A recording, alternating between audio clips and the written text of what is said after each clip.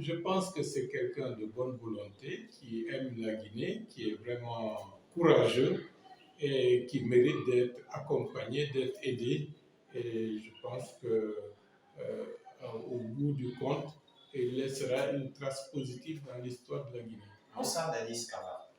Bon, je pense que sa situation d'aujourd'hui ne me permet pas de dire ce que je pense, puisqu'il est dans le cadre d'un procès. Et dans le cadre d'un procès, il y a la présomption d'innocence. Et je pense que ce n'est pas le lieu d'exprimer ce que je peux penser de lui de manière publique. Ousmane Gawar Diallo. Bon, il est courageux, il est téméraire, c'est un lutteur. Nous échangeons et je l'encourage à travailler dans le sens de sa mission régalienne en tant que ministre de la République. Et le reste, il aura tout le temps de s'atteler à son avenir politique. L'ancien président Alpha Condé. Bon, l'ancien président Alpha Condé, vous savez que ce sont des aînés qui ont marqué d'une manière ou d'une autre notre propre histoire, et nous aurions souhaité qu'il puisse terminer sa carrière politique de la manière la plus positive. Et vous savez que le président Alpha Condé est le symbole d'une génération politique. Et ce n'est pas simplement pour la Guinée, c'est pour toute l'Afrique.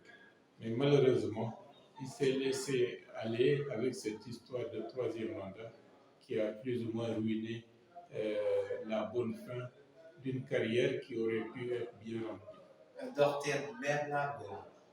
Bon, je pense qu'il a hérité d'une situation compliquée. Être le premier ministre d'un régime et d'un gouvernement de transition, ce n'est pas une chose facile, c'est une chose extrêmement compliquée.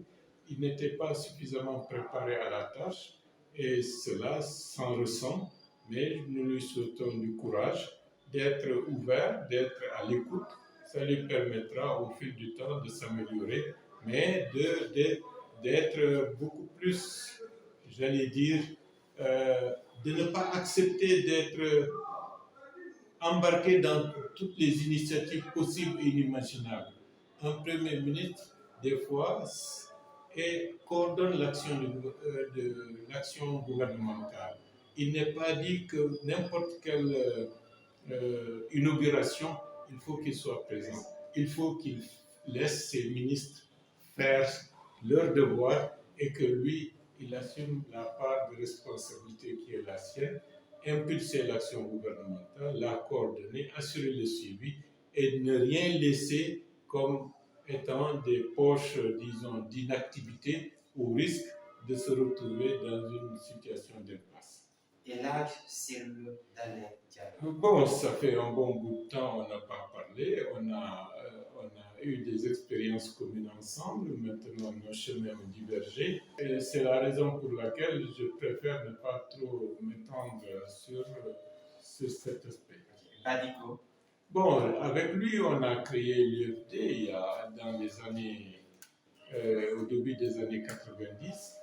On n'a pas le même tempérament, on n'a pas la même façon de voir les choses, mais je considère que c'est quelqu'un qui aurait pu être très utile à la Guinée. Il a une certaine expérience politique, il a eu une expérience syndicale, techniquement, il maîtrise ses dossiers, mais c'est dommage, la Guinée ne l'a pas exploité comme il aurait dû l'être. Ibrahima Souli Diallo de ABC Bok. Bon,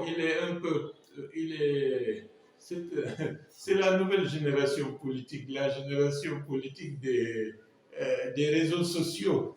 Et bon, ils sont difficilement cernables. Donc, c'est un peu difficile. Il faut être cohérent, être constant. Mais avec les réseaux sociaux et cette génération, c'est un peu compliqué de pouvoir les suivre. Sékou Koundono, bon, il a un tempérament, mais il a un peu... il y a quelques années, je lui avais dit de faire preuve de beaucoup plus de tempérance, mais bon, à l'heure actuelle, ils sont engagés dans une logique de systématiquement d'être opposés au CNRD. Je pense que ce n'est pas une bonne politique, ce n'est pas une bonne façon de faire les choses. Mais avec le temps, ils comprendront que c'est la vie, le pays, les pouvoirs, ce n'est pas comme cela qu'on peut faire avancer les grandes causes. Au contraire, on risque de les retarder.